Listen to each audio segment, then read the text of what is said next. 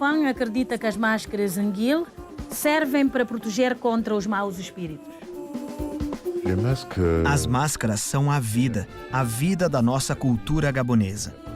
As máscaras são as profundezas nas nossas almas. Aqui no Malawi, a tradição das máscaras continua no Gule Wankulo. Quando você está usando aquela máscara, você não é mais um ser humano, você é um espírito. Na Suazilândia, artesanato feito de vidro reciclado. Quando você vê os animais, quando você é um artista, tem que fixá-los na mente para saber exatamente como eles são. Isso te ajuda quando você está fazendo esculturas ou velas. Você tem que saber exatamente como é o animal.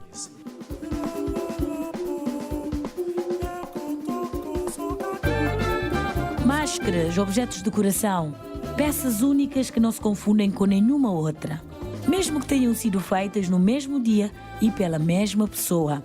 O artesanato africano é rico em referências étnicas, religiosas e culturais. Os artesãos imprimem em cada peça que produzem um pouco de suas crenças e tradições. Por detrás de cada símbolo se escondem séculos de história. O artesanato africano é o tema deste programa. O Nova África está começando agora.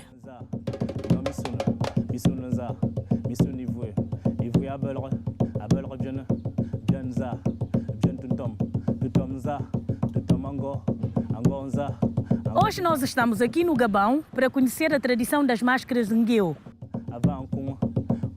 Máscaras como essas fazem parte de uma longa tradição de várias etnias africanas. Essas, pintadas em branco com detalhes em preto, eram usadas em cerimônias de iniciação de jovens e em funerais. As máscaras eram quase sempre utilizadas em rituais mágicos para curar doenças físicas e mentais.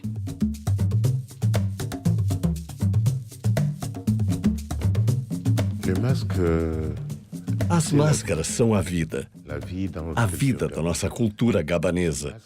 As máscaras são as profundezas nas nossas almas. As máscaras são a tradução das nossas culturas. As máscaras são também a dança, os ritmos, todos os rituais da vida.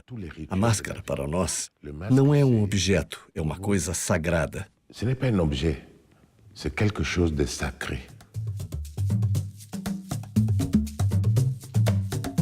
Hoje, máscaras Fang original são peças de museus na Europa e nos Estados Unidos. Valem milhões de dólares. Na África, máscaras como as Fang ainda são produzidas de forma artesanal em países como o Gabão. Aqui, oficinas como essas se transformam em um ateliê aberto, onde se pode acompanhar um pouco de como a madeira bruta se transformam em peças que inspiram até Pablo Picasso.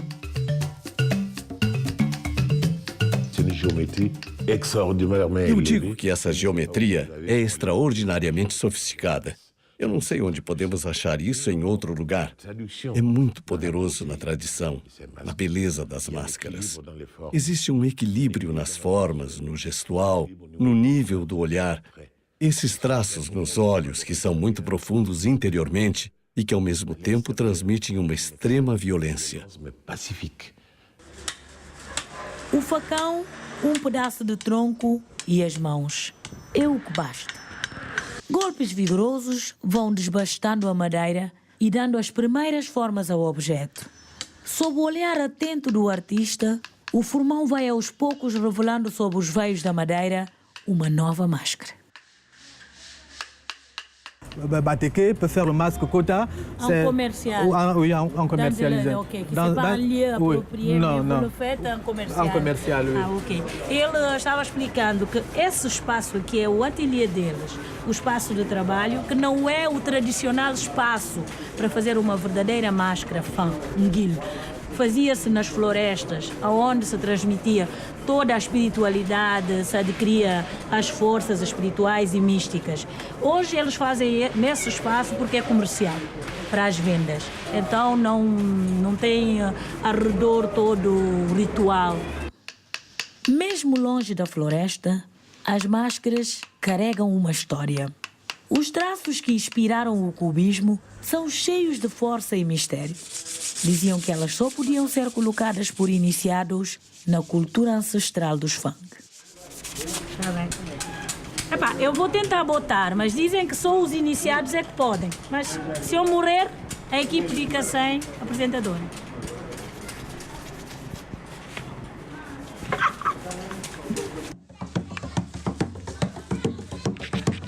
As máscaras são até hoje inspiração para artistas do Gabão.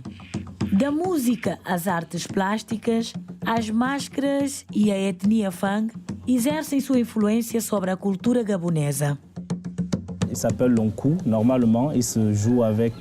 Isso se chama lonku.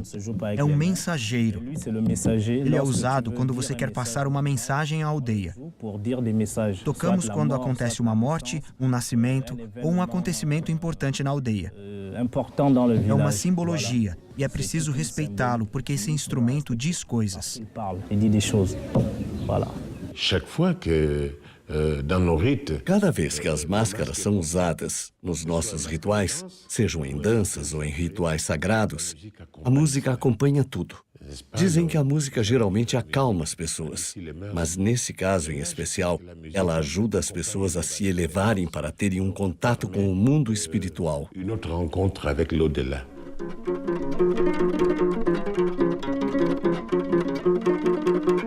Namakayana ngoma singala mfonga fonga fonga fonga fonga geya geya geya geya geya nyinge nyinga nyinga nyinga nyinga bolo bolo bolo bolo bolo zambu ngoma kobe kang kang kang kang kang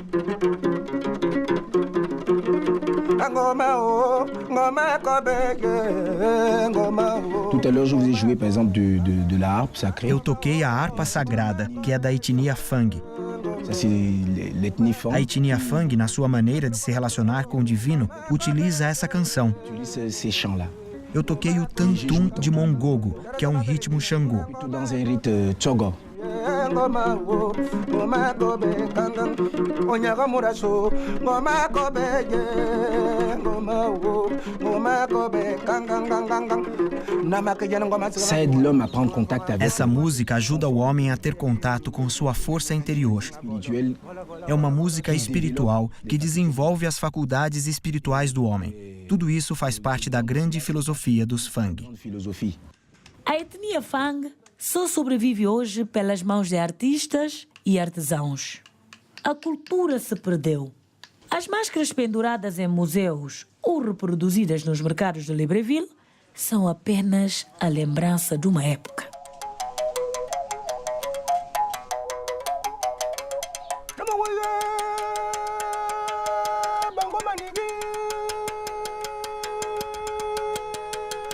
Toute la nouvelle génération voudrait ressembler. Toda a nova geração queria parecer como os brancos. Mas quando você faz isso, você privilegia o francês e é a sua língua que morre. Algumas máscaras foram demonizadas na época da colonização por missionários e colonos. Eles pegaram tudo que tínhamos e levaram embora, e nós ficamos sem nada.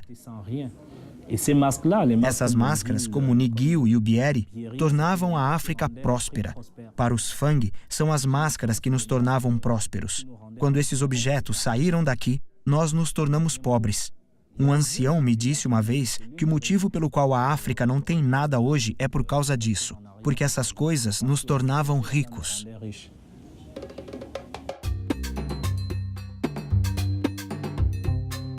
Recuperar riquezas ancestrais que hoje estão em outros países é parte de políticas desenvolvidas por muitos países africanos, como o Egito. O artesanato que resgata antigas tradições ajuda governos e sociedade a se conscientizarem da importância do patrimônio cultural construído por mãos anônimas. Na Suazilândia, a iniciativa de um estrangeiro ajuda a dar ocupação a artistas de uma pequena cidade do interior do país. Nesta pequena fábrica de velas, tradição e a inovação se encontram na forma de artesanato. Há 30 anos, as velas em forma de animais são a marca registrada destes artesãos. Eles trabalham com quase 8.000 variações de velas. São 170 modelos em 50 formas diferentes. Bernard Abramovich é um dos donos da fábrica. Ele conta que no início do negócio a produção era de 400 velas por dia. Hoje passa de 3.000. Para investir nesse tipo de artesanato, Bernard e os sócios tiveram que treinar os artistas da região. Eles excederam todas as nossas expectativas. Começaram fazendo uma pequena coruja e depois começaram a fazer por conta própria elefantes, rinocerontes, hipopótamos e todos os animais que encontramos na África. Eram quase autodidatas. Eles têm um talento para modelar que é incrível. Nduduzi fazia esculturas em madeira.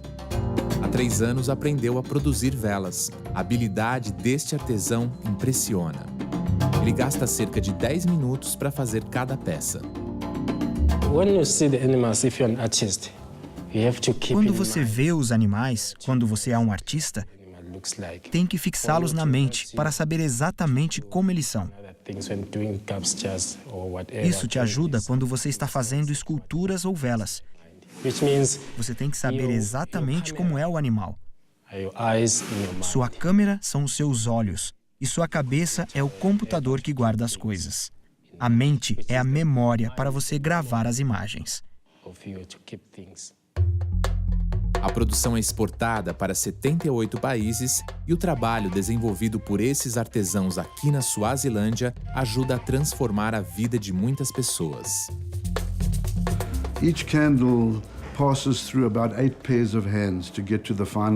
Cada vela passa por 8 mãos até chegar ao produto final. Do nosso jeito singelo, ajudamos a empregar 65 pessoas que têm um bom trabalho e fazem um lindo produto. As pessoas veem os produtos e nós vendemos muito bem nossos produtos para todo mundo. No próximo bloco, os cristais da Suazilândia e os mistérios e o artesanato da etnia Chewa. Daqui a pouquinho, no segundo bloco do Nova África.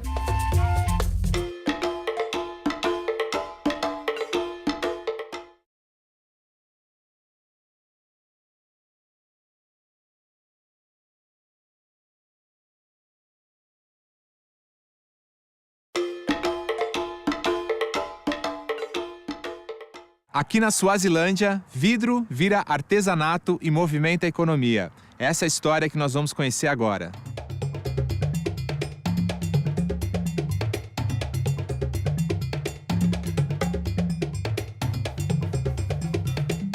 Entre as montanhas deste pequeno país africano, encontramos um centro de excelência em produção de peças decorativas de vidro.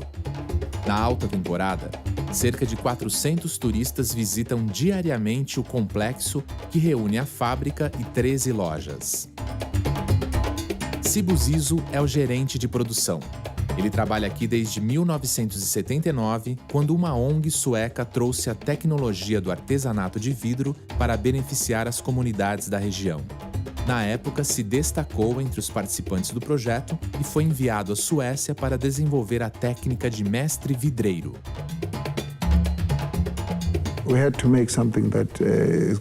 Resolvemos fazer algo que tivesse relação com a África. Foi daí que veio a ideia de tentarmos fazer animais africanos de vidro. E devo dizer que isso foi uma boa decisão. Porque no exterior, eles fazem peças de vidro, mas não fazem animais africanos. Ou fazem, mas não os representam como nós representamos. E as pessoas gostam bastante. Os animais africanos que produzimos fizeram desta empresa o que ela é hoje.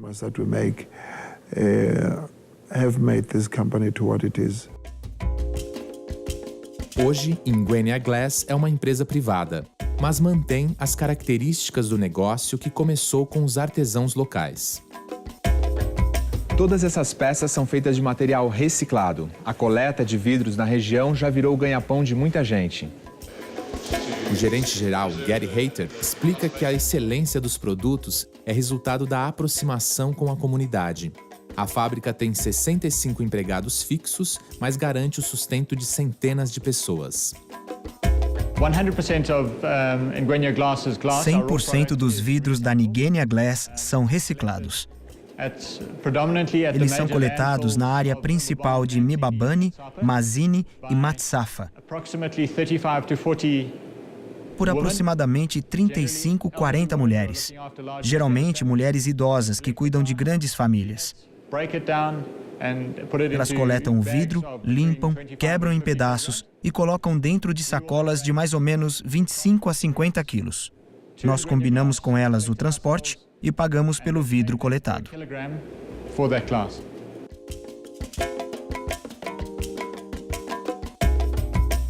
As peças produzidas aqui são exportadas principalmente para a África do Sul e para a Europa. Quando trabalham os detalhes de cada peça, os mestres vidreiros sabem que levam a todo mundo o brilho, a beleza e uma história de sucesso do artesanato africano.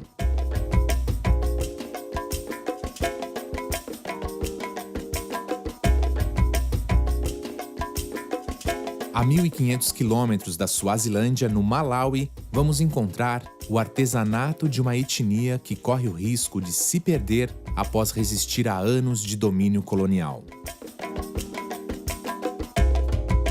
Máscaras de todos os tipos, representações fortes de personagens ancestrais e da atualidade. Às vezes lembram monstros, em outros momentos ganham humanidade. As máscaras Nial do Malawi são parte de uma cultura e de uma tradição que, segundo alguns especialistas, podem ter séculos de história. Uma manifestação cultural considerada obra-prima do patrimônio oral e imaterial da humanidade pela Unesco. Dança, música e segredos fazem parte desse ritual que tem um papel importante na vida do povo Chewa. As máscaras são o produto das crenças e da história de um grupo, os Chewa, que hoje se espalha pelo Malawi e pela Zâmbia. Apesar das fronteiras geográficas, eles mantêm uma unidade cultural, presente em manifestações como o Guli Wankulu, uma dança ritual que, ao mesmo tempo que conta um pouco da história do povo Chewa, ajuda também a compreender o seu presente. Guli Wankulu é um fenômeno muito complexo dos Chewa. Ele envolve toda a sua cultura, sua fé, o que eles acreditam em termos de valor. É um estilo de vida e é também uma porta para o mundo dos ancestrais. Quando você está usando aquela máscara, você não é mais um ser humano. Você é um espírito.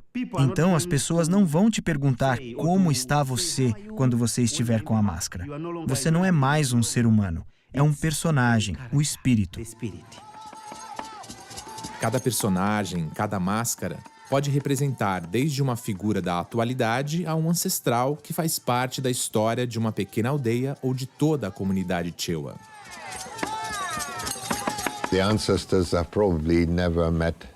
Os ancestrais provavelmente não conheceram HIV, mas na história antiga dos Chewa, houve ameaças de doenças sexualmente transmissíveis que vieram com os estrangeiros, e os Chewa agiram como um tipo de cerca, protegendo as pessoas, alertando-as para ficarem atentas, porque havia doenças perigosas lá fora.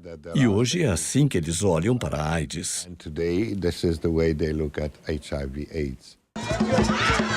As danças são apresentadas em cerimônias que atraem um enorme público para as aldeias. Os adultos acompanham com atenção e se divertem com as representações. As crianças observam todo esse universo mágico com curiosidade. Mas apenas os iniciados na cultura Guli Wankulu têm o direito de participar das representações. É que por detrás delas se esconde uma espécie de mundo secreto. A parte mais importante e que é bastante secreta é não permitir que ninguém saiba que você é um ser humano. É por isso que quando o Guli Wankulu está dançando, você vê que a poeira sobe. Isso é para cobrir as pegadas. Eles não querem que descubram que alguém pisou ali, porque as pessoas vão ver as pegadas de um ser humano. Para evitar isso, eles varrem o chão com os pés, para que você não veja as pegadas. Apenas os homens têm acesso aos segredos do Guli Wankulu. Aos 12 anos de idade, eles são iniciados e podem testemunhar os rituais secretos dos Chewa. O que acontece é que na cultura Chewa existe o que chamamos de significado duplo. Se você não é iniciado, não importa se você tem 50 ou 60 anos de idade, a comunidade te considera um bebê, porque você não quer entender o que a cultura está lhe dizendo. Então, assim que você é iniciado, significa que você vai para outro lado da cultura e você se torna um membro e você vai participar das danças, dos ensinamentos de comportamento moral para as novas gerações. As máscaras Niau e o Guli-Wankulo são parte importante da cultura dos Chewa. Com suas tradições, eles representam parte de uma África que resiste ao abandono de sua história e de suas referências. O Guli-Wankulo ajuda as pessoas a se manterem em sua cultura, a respeitar sua cultura e valores. Também ajuda a espalhar disciplina entre as pessoas, que passam a ter um bom comportamento em sociedade. Se existe um novo chefe sendo iniciado, eles também usam o Guli-Wankulo para aconselhar a iniciar os novos chefes, para que eles saibam do que se trata a cultura de seu povo.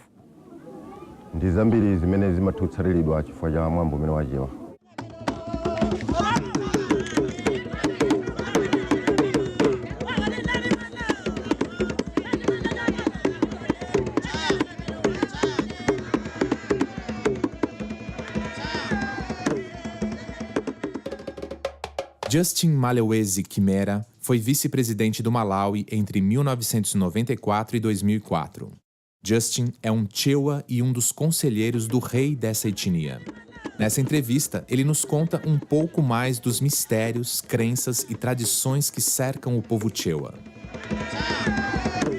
We believe that God created everything in heaven. Cremos que Deus criou todo o céu, mas isso não aconteceu em muitos dias. Foi num flash. Todos os animais, tudo foi criado de uma só vez, porque acreditamos que Ele é todo-poderoso. Então, um dia, Ele decidiu propor que a criação deveria existir na Terra. O próprio Deus desceu com a sua criação em meio a trovões e chuva. E Ele caiu em um lugar que chamamos de Kapitiwa. O Guli-Wankulo não é uma religião, mas tem significado religioso. O Guli-Wankulo se liga a cada Chewa do sexo masculino. Quando você alcança os 12 anos de idade, você será apresentado aos segredos que terá que manter para toda a vida e não revelar a ninguém, incluindo a TV brasileira. Então, se você é Chewa, você sabe quais são as suas responsabilidades na comunidade. Quando você morre, é só o corpo que se vai. O espírito sobrevive. Seu espírito é específico para você. É como se fosse a sua sombra. Ele te diferencia. Quando nós morremos, o espírito deve cuidar de seu povo, dos que ainda estão vivos. Chamamos os mortos de mortos-vivos. Eles ainda estão por aí. Eles estão vivendo conosco. Eles se comunicam com a gente. Eles alertam você. Eles te ensinam de uma maneira especial.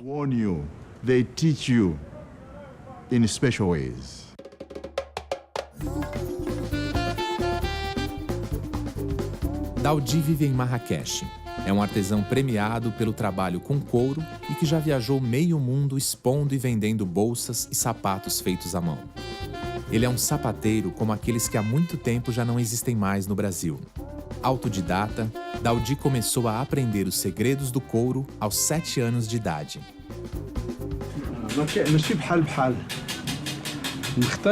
No Marrocos, a técnica dos sapateiros é diferente.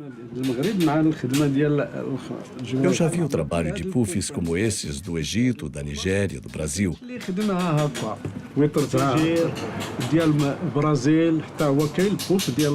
Mas eles são muito diferentes, porque as pessoas não passam muito tempo fazendo esse trabalho.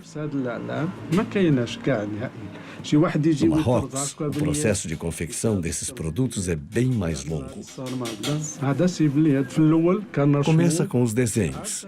Depois, cortamos os pedaços e costuramos tudo. Todo esse processo leva muito tempo. Outros países já não gastam mais esse tempo todo para produzir artigos como esse.